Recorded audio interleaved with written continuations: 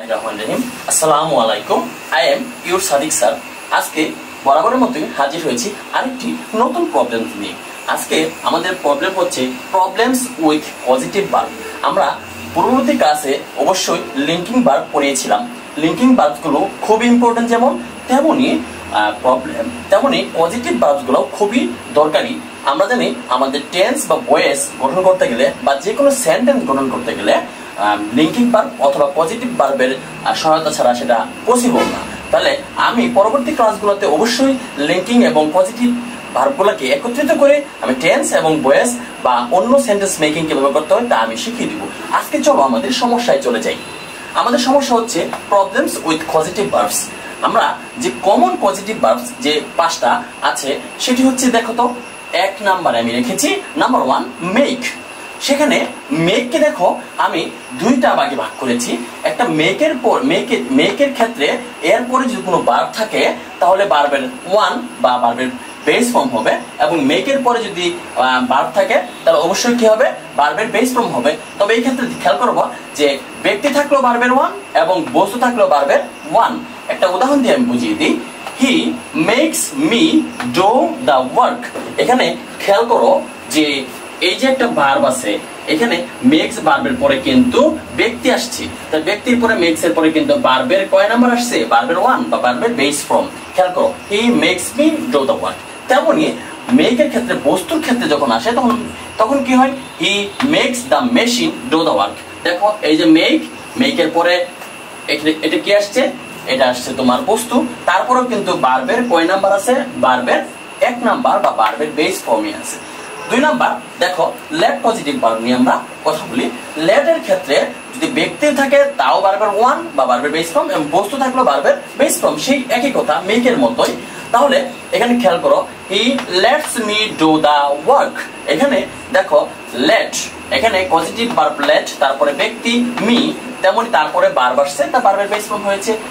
চিরাচরিত সেই নিয়ম অনুসারে হি লেটস দ্য মেশিন। এখানে দেখো লেটস পজিটিভ ভার্বের পরে মেশিন বস্তুগত বিষয়, তারপরও ভার্বের বেস ফর্ম বা ভার্বের আমরা প্রেজেন্ট ফর্ম যেটাকে বলে সেটা আসছে। এখানে তিন নাম্বার ক্ষেত্রে আমরা একটু খেয়াল করি, হেল্পটা একটু দরকারি বিষয়।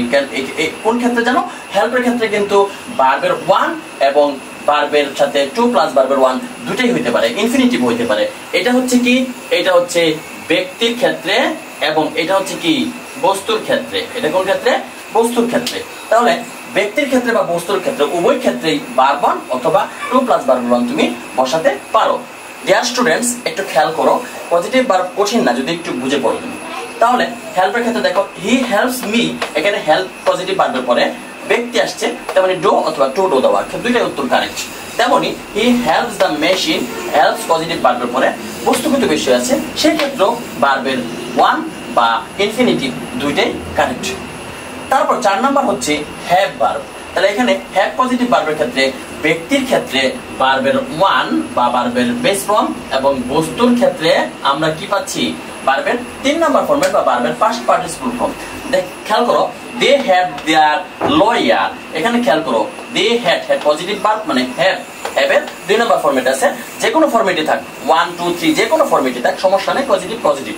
তাহলে দে হ্যাড দেয়ার লয়ার, এখানে ব্যক্তি লয়ার, চেঞ্জ ভার্বের ওয়ান আসছে কিন্তু ভার্বের বেস ফর্ম আসছে দেয়ার উইলস। তেমনি বস্তুর ক্ষেত্রে he had a tooth field. খেয়াল করো, হি হ্যাড পজিটিভ ভার্ব, তারপরে বস্তুগত বিষয় এ টুথ, তারপরে ভার্বের 3 নাম্বার বা ভার্বের পাস্ট পার্টিসিপল ফিল্ড আসছে। সর্বশেষ গেট পজিটিভ ভার্ব। গেটের ক্ষেত্রে ব্যক্তি যখন আসে তাহলে তখন হয় কি, টু প্লাস ভার্বের বেস ফর্ম, টু প্লাস ভার্বের বেস ফর্ম বা ইনফিনিটিভ, এবং বস্তুর ক্ষেত্রে কি আসে, ভার্বের 3 বা ভার্বের পাস্ট পার্টিসিপল ফর্মেট। উদাহরণ দিই আমরা, he got me to do the work. He got, খেয়াল করো, goat positive verb, get positive verb, এটা 2 নাম্বার ফর্মেট বা পাস্ট ফর্মেট। গট, এখানে ব্যক্তি আসছে, to do the work infinitive বসছে। আবার যখন he got the work done, খেয়াল করো, গট পজিটিভ ভার্বের পরে বস্তুগত বিষয় আসছে, তখন ভার্বের 3 নাম্বার বা ভার্বের পাস্ট পার্টিসিপল ফর্মেট আসছে। Dear students and dear viewers, একটু খেয়াল করো, মেকের ক্ষেত্রে, লেটের ক্ষেত্রে, হেল্পের ক্ষেত্রে এই তিনটা একসাথে পড়বা, মেক লেট হেল্প, বারবান। মনে রাখার ক্ষেত্রে তোমার সবচেয়ে সহজ বিষয় যে মেক লেট হেল্প, তিনটার ক্ষেত্রে উভয় ক্ষেত্রে ব্যক্তি বস্তু ক্ষেত্রে ভার্ব ওয়ান আসে, এবং হ্যাভ এবং গেটের ক্ষেত্রেও ভার্বের ওয়ান আছে। খেয়াল করো, ভার্বের ওয়ান ব্যক্তি, এবং ওই ক্ষেত্রে গেটের ক্ষেত্রে টু প্লাস ভার্বের ওয়ান, মনে রাখতে পারবা কিন্তু সহজ।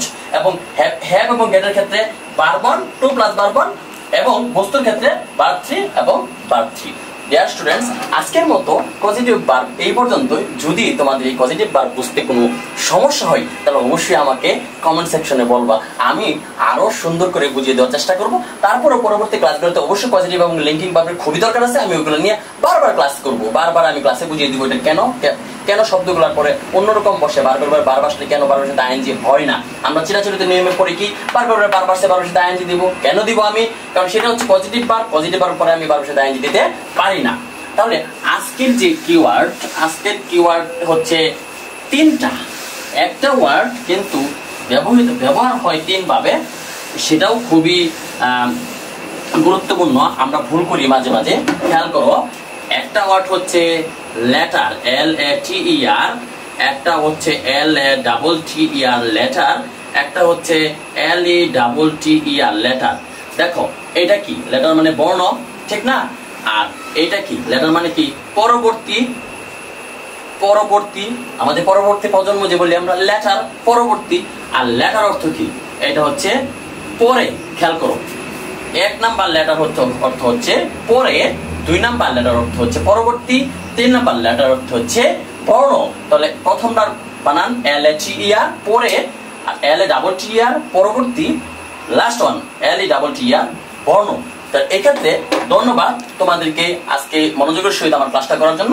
তাহলে সেই চিরাচরিত যেই কথাগুলো আমি বলি, আমার YouTube channel total English solutions, এই চ্যানেলটা সাবস্ক্রাইব করবা, এবং আমার যে ফেসবুক পেজ আছে সাদিকুল ইসলাম আকন্দ, ওই পেজটা তোমরা ফলো দিয়ে রাখবা, এবং লাইক, কমেন্ট এবং শেয়ার করবা। ছাত্রছাত্রীরা অনেক ধন্যবাদ। আসসালামু আলাইকুম।